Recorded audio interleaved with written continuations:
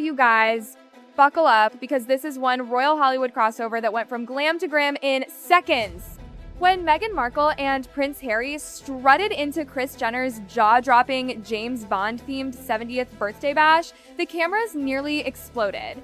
Meghan was glowing, that signature megawatt smile lighting up her face like she'd just unlocked the final level of Hollywood validation. This wasn't just any party, it was the party. The kind where billionaires mingle with icons, where the guest list reads like a billion-dollar Rolodex of A-list royalty, and in Meghan's mind, this was it, the night she finally belonged.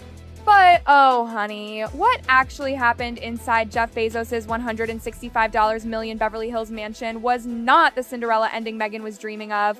From the moment the Sussexes walked in, whispers started flying faster than champagne corks. One insider said, the energy in the room literally shifted when they arrived. Harry, dressed in his tux, with a Remembrance Day poppy pinned to his lapel, looked like he wanted to melt into the marble floor. His face was stiff, that kind of forced smile that screams, "Why am I here?" Meanwhile, Meghan was basking in the flashing lights, every camera catching her confident glow, but inside those gold-trimmed doors, it was icy, so icy you could chill a martini in the air. The Sussexes walked into what can only be described as a minefield of awkward silences and polite strategic avoidance. Because let's be real, this crowd wasn't Team Sussex. Not even close. First up, Mariah Carey, the queen of diva dismissals. Remember that UK radio interview where she was asked if she'd met any royals? She completely skipped Meghan's name and went straight to Fergie. Fergie! The Duchess of York, who hasn't been a working royal for years. The shade was so subtle, it was art. Imagine now Mariah and Meghan in the same room. Sources say Mariah's selective memory energy was in full force that night. No drama, no scene, just Mariah's classic "you're invisible to me" vibe. Ouch. Then we had Martha Stewart, America's domestic queen and professional ice sculptor when it comes to shady comments. She once said, "I hope Meghan knows what she's doing," but insiders knew exactly what that meant she doesn't. At the party, Martha looked radiant, sipping her martini next to Snoop Dogg, while Meghan hovered nearby, hoping for a warm smile that never came. It was like watching two worlds collide, one built on decades of real hustle and another built on title-based branding. But the biggest chill in the room, the one that made headlines before the party even ended, came from Adele. Yes, Adele. The reclusive, ultra-private British powerhouse who almost never leaves her luxury home unless it's for something that truly matters. When word spread that Adele had shown up for Kris Jenner's birthday, everyone was shocked this woman does not do Hollywood parties, which made her appearance all the more symbolic and Meghan's night all the more uncomfortable. You see, Adele and Harry, friendly. They've crossed paths in London circles for years, but Adele and Meghan, that's a completely different story. Rumor has it, things soured back when Meghan launched her Archwell ARO gift baskets. Remember those expensive lemons and jars of jam? Well, sources whispered that one of those baskets landed at Adele's doorstep and then just as quickly landed right back in Meghan's mailbox. No thank you note, no PR-friendly denial, just silence, the coldest kind of Hollywood rejection. So picture this, inside Bezos' palace, Adele sitting with friends, casually sipping her drink when Harry and Meghan make their move to say hello. But Adele, she's suddenly very deep in conversation. She never looks their way. Her shoulders turn, her eyes stay fixed elsewhere, the Sussexes slow down, then keep walking. No words, no hugs, just a silent snub that echoed louder than any headline. And oh boy, the internet had a field day. Because if Adele, one of Britain's most beloved figures, can't even muster a polite hello to Meghan Markle, what does that say about how Hollywood really sees the Sussexes? Now, let's talk timing, because the optics of this night, disastrous. While Meghan was posing under chandeliers at Bezos' mansion, the rest of the royal family was back in London, standing in solemn silence at the Remembrance Sunday ceremony, one of the most sacred dates on the royal calendar. King Charles, emotional and frail, stood at the cenotaph. Prince William had flown in straight from Brazil just to attend. Kate Middleton, elegant and serene despite her recent health struggles, was there. Even little Prince George made his first major royal appearance, standing beside his grandfather with poise and purpose. And then there's Harry, halfway across the world, entering a Hollywood party through a side gate, poppy pins like a fashion accessory, while Meghan beams beside him. Royal experts called it tone-deaf beyond belief, a veteran symbol at a billionaire's birthday bash. The contrast couldn't be more brutal. And it didn't stop there. Guess who else was at this glittering soiree? None other than Mark Zuckerberg. Yes, the same tech mogul Harry has spent years blasting in speeches for poisoning society and harming mental health. The same platforms Harry condemned for spreading misinformation, yet here he was, mingling at a party hosted by Jeff Bezos, with Zuckerberg only feet away. Oh, the irony. Eyewitnesses said Harry looked miserable, the kind of tight-jawed misery of a man realizing he's become the walking contradiction he once warned about. Meanwhile, Meghan? She was thriving. Smiling, posing, radiating the energy of someone who knows exactly what cameras want. It's a Hollywood paradox. Meghan depends on Instagram, Zuckerberg's platform, to sell her brand, while Harry publicly denounces it. One plays influencer, the other plays activist. Together, it's starting to look like performance art in contradiction. As one commentator put it, you can't slam big tech one week and then toast champagne next to Zuckerberg the next. It destroys your credibility. And that's exactly what's happening. Harry's moral high ground just slid straight into the Beverly Hills marble. Because this wasn't about remembrance, or veterans, or duty. This was about access status. They drove 2 hours from Montecito for a party that screamed, "We still belong here." But instead of reclaiming relevance, they walked straight into the coldest social wall Hollywood could build.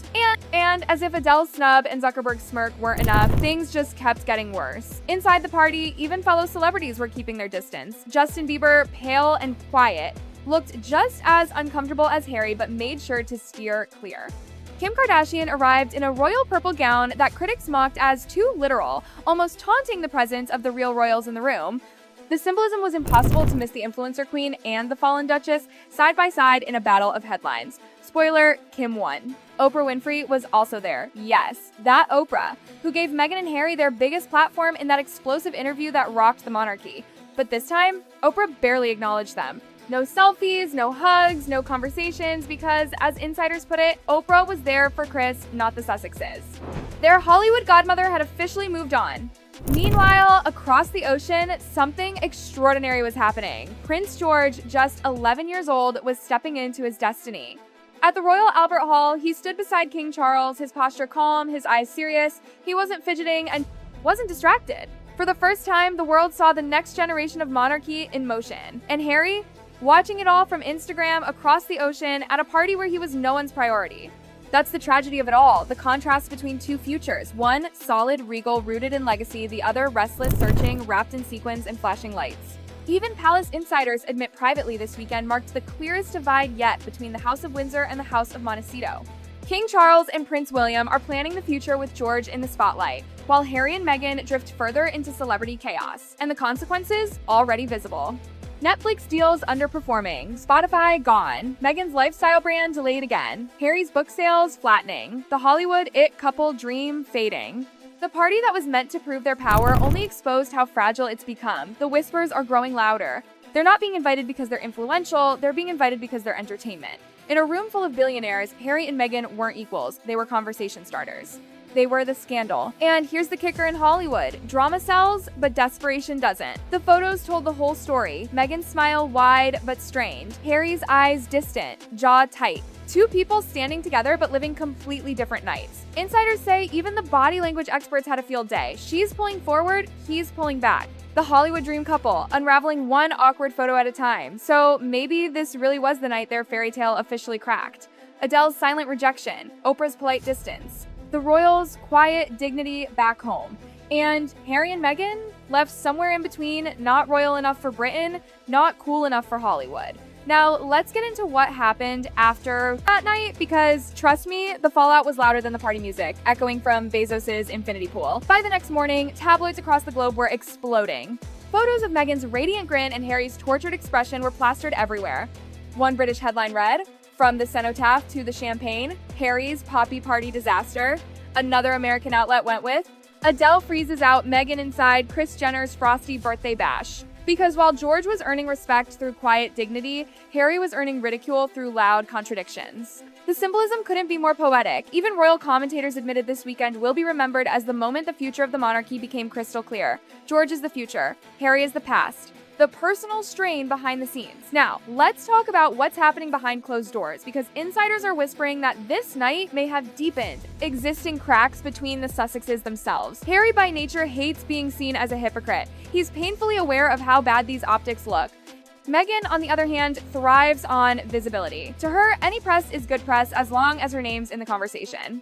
One close friend allegedly said, "They're not aligned anymore. She's playing the game, he's tired of it." And you can see it in every photo, Meghan leaning forward, Harry holding back. One smiling too hard, the other not smiling at all. It's not just PR damage anymore, it's emotional exhaustion.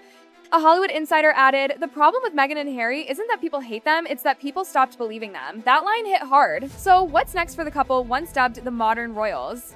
If you listen to insiders, the road ahead looks rocky. Their Netflix deal is hanging by a thread their next project has to deliver. Meghan's long-promised cooking and lifestyle venture is still in limbo, and every new public sighting seems to deepen public skepticism rather than rebuild it. Meanwhile, back in London, King Charles and Prince William are quietly strengthening the royal core. Kate's health is stabilizing, George's public role is growing, and the monarchy, despite every controversy, stands firm. In contrast, the Montecito dream looks shakier than ever. Hollywood is realizing something the palace has known all along: status borrowed through marriage doesn't last, substance does. The Sussex brand, once built on rebellion and authenticity, is now drowning in contradictions. They say they want privacy but chase cameras. They talk about duty but skip memorials. They denounce tech billionaires, then party in their mansions. The double standards have caught up. As the lights dimmed at Bezos' mansion that night, the last thing guests remember seeing was Meghan's perfect smile and Harry's distant stare. Two people standing together, yet oceans apart in every way that matters. Maybe this party wasn't just another social event. Maybe it was a mirror reflecting back the truth they've been avoiding. Adele's cold shoulder, Oprah's silence, Mariah's dismissive grace, Zuckerberg's presence, and Kris Jenner's watchful eye, all pieces of a glittering, uncomfortable puzzle that said one thing: you can buy entry, but you can't buy acceptance. And as the royal family carried out their duties across the ocean, the divide between Hollywood sparkle and royal dignity grew wider than ever. So, what do you think, guys? Was this Meghan's Hollywood redemption gone wrong, or has the royal spotlight finally burned out for good? Drop your thoughts in the comments because this story is far from over.